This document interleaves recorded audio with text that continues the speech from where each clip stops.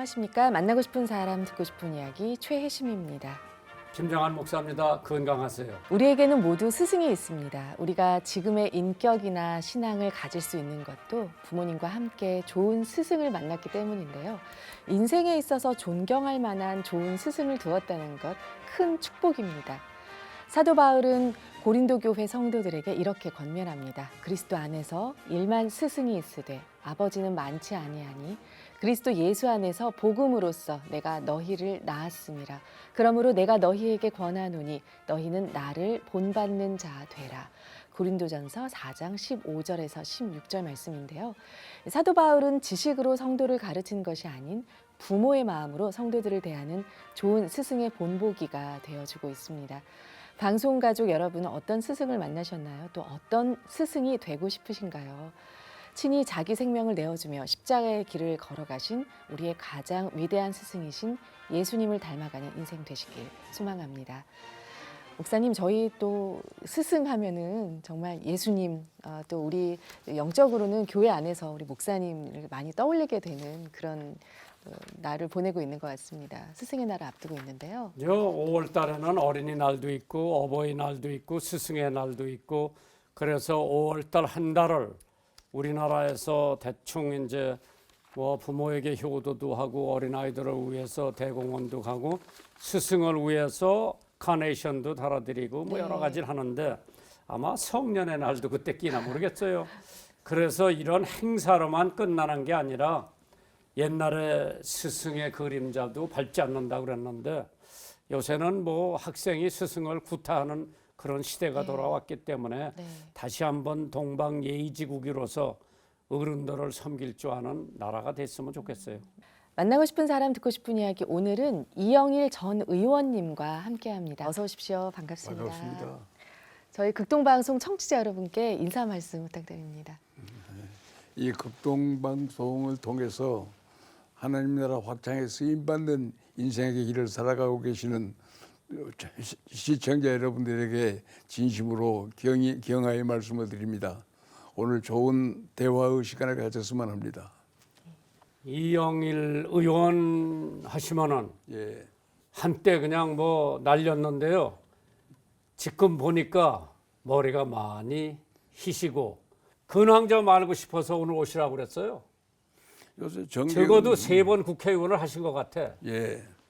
그리고 정치 일선에서 뛰어댕기시고 또 우리 극동방송 목요 조찬 성경 공부도 나오셨고 예. 저희 교회도 드문드문 나오셨고 예.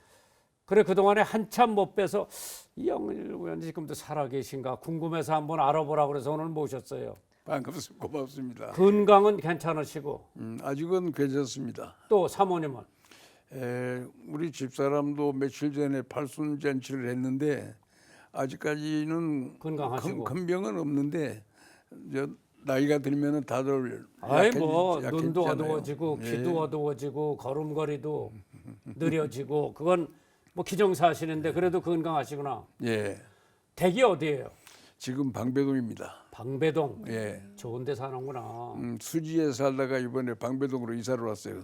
우리 애들이 전부 같이 살자고 그래서 수지에 살던 우리 내외가 애들한테 합쳤습니다. 몇 남매를 두셨는데? 딸 둘, 아들 하나입니다.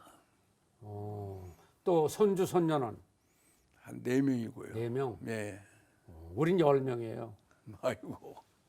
애국자지. 그렇죠. 많아야죠. 코로나 때문에 또 좀 힘드셨을 것 같은데 교회는 또 온라인 예배로 예, 교회는 요즘 매주 온라인 예배로 보죠. 유튜브 유튜브를 열어놓으면은 집에서 대형 스크린에 교회 목사님 설교 말씀 다 나옵니다. 네. 그리고 이제 헌금은 온라인으로 헌금을 하고요. 네. 근데 지난번에 거기 우리 처음에 교회를 전부 차단했다가 나중에 이제 10%씩만 출석을 해서 그래서 10% 열리길래 교회를 갔어요. 가서 예배를 드리려고 하다가 맨 처음에 찬송가가 시작되죠. 찬송가를 부르는데 갑자기 목이 확 막혀요.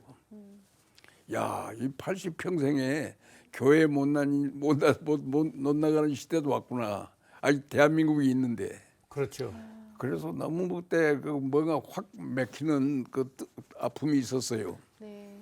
그러다가 참고 그날 예배를 잘 마치고 왔는데 그 다음부터 다시금 또 비대면으로 바뀌니까 그래서 지금은 이제 정상적으로 유튜브 틀어놓으면은 텔레비에서 가족들이 함께 예배 볼 수 있게 돼서 다행입니다. 예, 그럼 제 설교도 들으실 수 있어요. 예, 얼마인지 들을 수 있습니다. CTS에 12시 반에 나와요. 예, 설교가. 그런데 정치인으로서 예. 지금 후배 정치하는 것을 봤을 때에 마음이 좀 뭐 저도 뭐 알다시피 제가 6전 3승 3패를 했습니다. 와우. 이게 3번 당선되고 3번 낙선을 했기 때문에 한국 정치에 어렵고 힘들고 좋았고 나쁜 것을 호외를 다 압니다. 그러시죠. 근데 지금 국민들이 생각하는 기대와 제가 생각했던 국회의원하고 지금 나타나는 양상간에 좀 차이가 있어요. 무슨 차이요? 저는 국회의원을 할 때 제 한마디 한마디가 국가의 정책 경쟁에 영향을 미친다. 그렇기 때문에 표현, 용어 그걸 전부 가려서 썼어요. 근데 요즘은 얘기할 때 보니까 말을 가려서 하지 않는 그 악습들이 지금 매일 번져가고 있어서 그게 우리 국민 교육 차원에서도 안 좋고 나라의 정책 경쟁에도 도움이 안 되는데 다만 제가 다른 거 저는 처음에 두 차례 전부 여당만 했잖아요. 여당을 하다 보면은 뭘 폭로하거나 인기 있는 발언을 한다는 게 거의 힘듭니다. 왜냐하면 여당이라는 것은 대통령과 함께 국가를 운영하는 운영의 주체이기 때문에 떠들고 폭로하기보다는 수렴하고 다독이는 정치를 많이 하는데 지금은 그런 풍도가 없어진 것 같아요. 그렇죠. 예, 그래서 그게 좀 마음이 아픕니다. 언제서부터 신앙을 갖기 시작하셨어? 저는 교회를 몰랐습니다. 그렇죠. 1940, 저도 몰랐어요. 1945년에 해방이 되고 1946년에 제가 초등학교 입학을 했는데 그때는 광주가 아니고 전라남도 한평군 해본면 예. 규밀리라고 하는 아주 시골촌에 시골이지, 살았어요. 예. 그런데 근데 바로 그 시기에 그 45년, 46년 그 사이에 지금 돌이켜 생각해 보니까 제 인생에 세 가지 중요한 사건이 생겼어요. 그때 예. 첫째는 해방을 맞이했습니다. 그 시골에서. 이게 갑자기 일본 사람들이 전부 다 몰려나가고 하얀 옷 입은 사람이 와서 막 일본 사람들을 몰아내는 따라다녔어요. 제가 저도 그거 봤어요. 그 두 번째 사건은 초등학교에 46년에 입학을 했습니다. 1946년 9월에 한글 가르치는 초등학교에 입학을 했어요. 그리고 세 번째는 그해 크리스마스인데 지금은 크리스마스가 뭔지를 몰랐어요. 우리 마을에 쫙 시골 어떤 큰 부잣집 사랑채에서 노래 잘하면은 떡을 준다고 해서 떡 얻어 먹으려고 거기 갔습니다. 그게 지금 생각해 보니까 개척교회였어요. 그때 배웠던 노래가 우리 구주 나신 날 목자 영광 볼 때 그걸로 했어요. 그런데 떡 얻어 먹었어요? 그 떡도 먹었고 그게 교회인 줄을 몰랐어요. 예수가 누군지도 몰랐고 그러다 보니까 그 떡 먹던 애들을 계속 불러 모아서 떡 얻어 먹느라고 계속 돌아다니다 보니까 나중에 보니 그게 교회였어요. 그러다가 그렇기 때문에 1945년 6년에 해방이라는 걸 경험해 해방을 만난 사건, 초등학교에 입학해서 한글 배운 사건, 예수님을 영접한 사건이 1946년에 다 일어났던 거예요. 이게 제 인생의 세 가지 굉장히 중요한 사건이 중요하죠. 그때 일어났습니다. 근데 의원님은 나보다 5살 아래라. 예, 저는 그거보다 또 다른 경험을 했어. 예, 들어가니까 일본 말만 해야 돼. 1학년에 카드를 20장씩 줘요. 예. 조선말 하는 놈한테 뺏어라. 그 부지런히 뺏었지. 뺏은 놈은 20개 뺏은 놈은 상을 받고 20개 뺏긴 놈은 애를 만난 거예요. 그러다가 45년에 이제 해방이 되는 거예요. 우리는 태극기가 어떻게 생겼는지도 몰랐어. 그래 어떻게 찾아가지고 태극기 그려가지고 만세 부른 거죠. 그러고 이제 우리는 사실 일본말 내버려야 된다. 우리 교장 선생님 이름이 사과예요, 사과. 4학년 내 담임이 이또. 아, 요게 키 조그만 게 귀싸대기 때리면요 얼마나 아픈지 몰라요. 근데 그 사람이 우리 민병대에 생겨가지고 쫓겨가더라고. 이제 그걸 체험하면서 6.25가 난 거야. 5년 후에. 그 돈 많은 사람들은 다 피난 갔어. 우리 동네에서. 우린 피난도 못 가고 인민군 아래에서 3개월 동안 있었어요. 맨날 불러다 교육시켜 놓은 거예요. 내 또래 애들은 다 의용군으로 잡혀갔어. 우리 엄마가 너 절대 가지 못한다. 못 갔어요. 가고 싶은데 못 갔어. 그래가지고 나는 미군이 들어가지고 하우스보이 돼가지고 미국 유학을 간 거예요. 인생의 전환점이 이 의원님 저 그때 세대는 다 마찬가지죠. 그렇습니다. 그러니까 우리 세대는 감사할 게 너무 많죠. 왜? 그 전라도 시골에서 감자나 삶아 먹고 그랬죠. 그렇죠. 그때는 점심을 안 굶는 게 어정 굉장히 잘 사는 집안이죠. 근데 난 6.25 사변 방금 말씀을 하셨는데 이 6.25 사변이라는 게 우리한테는 굉장히 불행이었는데 어떻게 보면 또 축복이었어요. 6.25 사변을 겪고 난 후에 대한민국이 국가로서 정상화됩니다. 군대 없는 국가가 군대 있는 국가가 되었고 거지 같은 가난한 나라가 경제력 있는 국가로 변한 것은 6.25 사변이기 때문에 저는 7.27 휴전이 제2의 건국이다. 그래서 6.25 사변을 통해서 우리 한국이 국민적인 정체성을 갖는 국가다운 국가가 되었기 때문에 나는 6.25 사변을 통해 1948년에 대한민국이 6.25 사변을 겪고 난 후에 진정한 국가다운 국가로 변했다. 나는 그 공로가 나는 이승만 박사의 가장 큰 업적으로 지금 평가해서 제가 제 책에 썼습니다. 근데 이제 그때 이승만 박사 혼자만 우리가 이길 수가 없죠. 물론이죠. 유엔 나라가 아무것도 모르는 한 번 와보지도 못한 나라, 못 사는 나라에 와가지고 전쟁했다고 하는 것 자체도 하나님의 축복이에요. 그렇기 때문에 그 당시 해방되기 전에 한국에 뿌려진 복음의 씨앗을 엎어서서 얼마나 많은 교육자들이 하나님에게 나라를 구해달라고 간구했습니까? 그렇죠. 결국 그 기도에 대한 응답으로 6.25 사변에서 전 세계에 16개국이 참전해가지고 이 나라를 지켰지 않습니까? 그렇죠. 그렇기 때문에 그것도 이제 축복의 역사로 우리가 감사해야 할 일이라고 생각합니다. 대학교 3학년 때도 4.19 혁명이 일어났을 때도 그 일들도 있으시다고. 예. 60년 4월 달에 이제 4.19 혁명에 제가 앞장섰는데 4.19 혁명이 일어난 게 아니라 4.19 혁명을 일으켰죠. 그 당시에 부정선거가 너무 심각하기 때문에 그런데 국민들은 그 문제 해결에 앞장서지 못해요. 겁이 나니까. 그러면 결국은 대학생들이 앞장설 수밖에 없다. 그래서 제가 친구들을 좀 교정에 모아놓고 우리가 앞장서지 않으면 국민들의 힘으로는 부정을 싸울 수 없다. 우리가 앞장서자. 그래가지고 4.19 혁명에 물리과대학을 제가 선동해서 그 앞장서 나갔습니다. 그래서 그 4.19 혁명은 저한테는 매우 보람찬, 그렇죠. 보람찬 일이었고 그 다음에 이제 같이 그때 가장 활동을 같이 한 사람이 지금 아직 생존해 계세요? 몇 사람도 살아있죠. 지금 4월에라는 단체에 가면 많이 있어요. 그러게. 그래서 그 당시 이제 그 후에 제가 이제 좀 불행해졌던 것은 그 자유당 정권을 타도했던 그 열정으로 우리가 3.8선까지 타도해버리자, 없애버리자. 그래서 남북 학생회담을 제안했어요. 그 남북 학생회담을 제안했다가 5.16 군사혁명 재판에 끌려가서 7년 징역을 받고 1년 살다가 4.19 유공자락에서 석방이 됐습니다. 그래갖고 퇴학을 당하고 퇴학당한 이후에는 다시금 석방이 됐지만은 겨우 애써서 복교를 했어요. 그러나 신원조회에 걸려가지고 4.19이 10년 동안 취직을 할 수 없어요.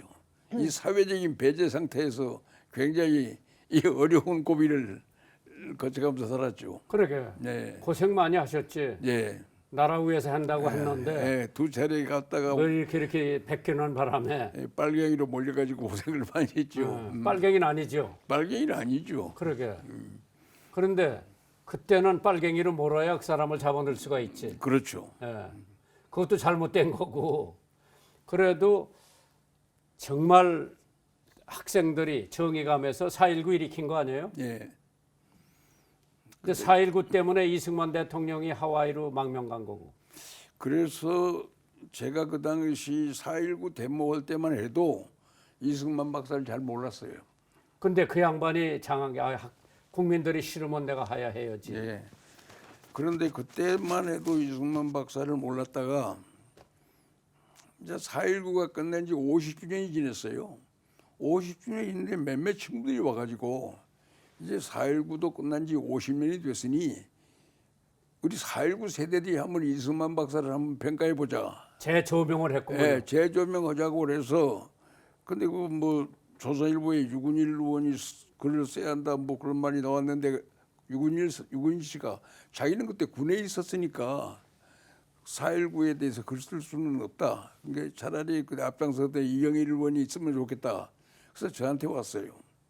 그래서 가만히 보니까 50주년이란 말이 머리에 와 닿아요. 아, 이거 50주년이 우리 성서에서 말하는 희년이구나. 예, 주블리.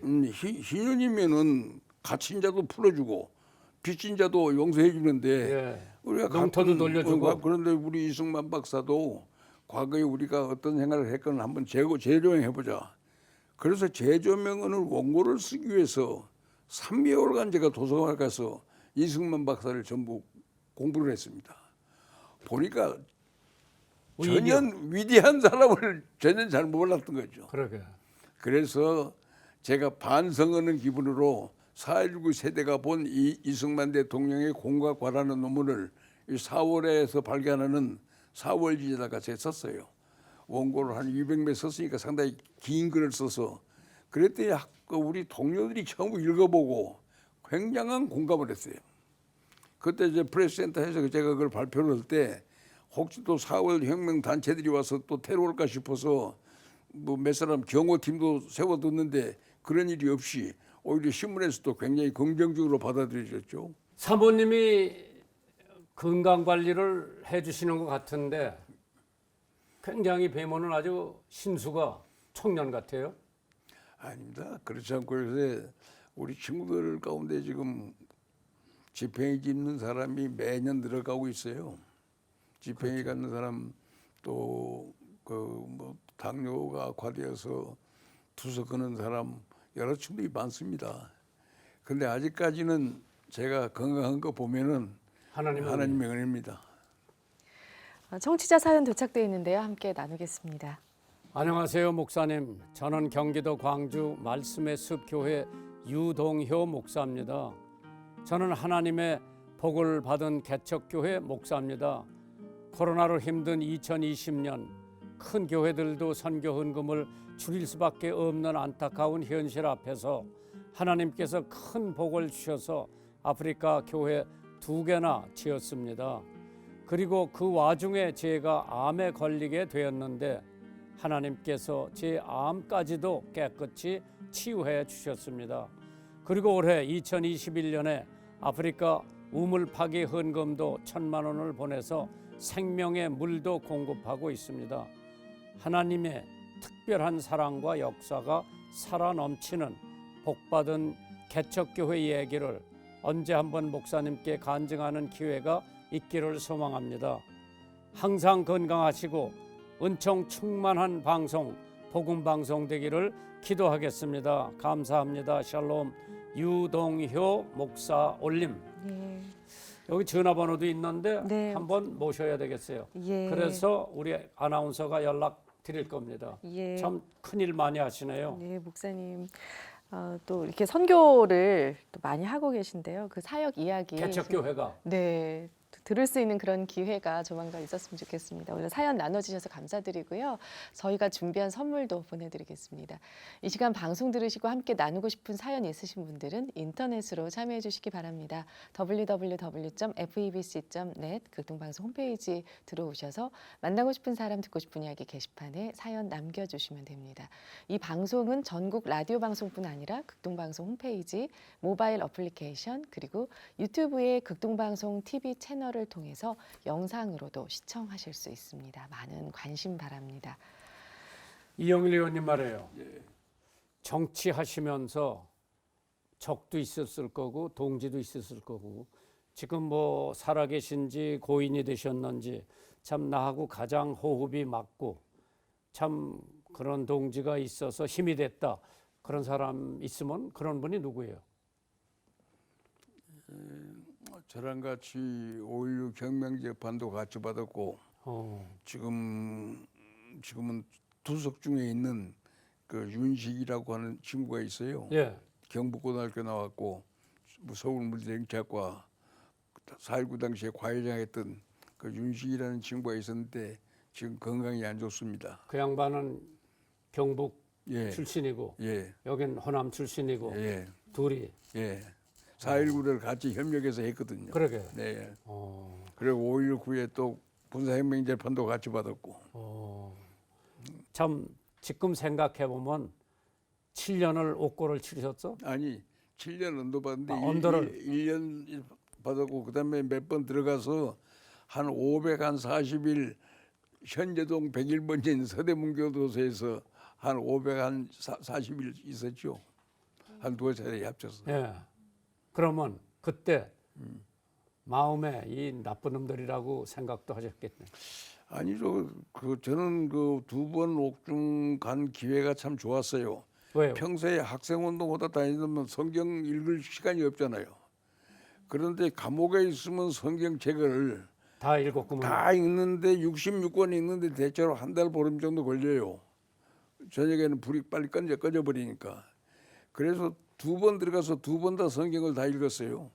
그게 그 공부도 하게 되고 그렇기 때문에 뭐 정치하다 보면 그럴 수 있다 싶어서 별로 큰 적개심은 없었습니다. 마지막으로 청취자분들께 기도 제목 나눠주시고 마치도록 하겠습니다. 뭐 저로서는 저는 하나님께서 세상에 사람을 보낼 때는 반드시 그분께서 쓰실 용도가 있어서 보내지 아무 용도 없이 세상에 나온다고는 생각하지 않습니다. 그래서 지금 이 코로나 시대가 되고 세상이 바뀌니까 요즘 AI, 인공지능, 뭐 사물 인터넷, 뭐 여러 가지 막 생기니까 제가 갖고 있는 지식과 정보가 전부 시효에 걸려서 제가 갖고 있는 지식과 정보가 다 쓸모가 없어지고 있어요. 그렇기 때문에 어떻게 보면 상당한 좌절감을 느낄 때도 많습니다만은 그렇다고 해서 내 자신이 이 새로 변화된 시대에 포기할 수는 없습니다.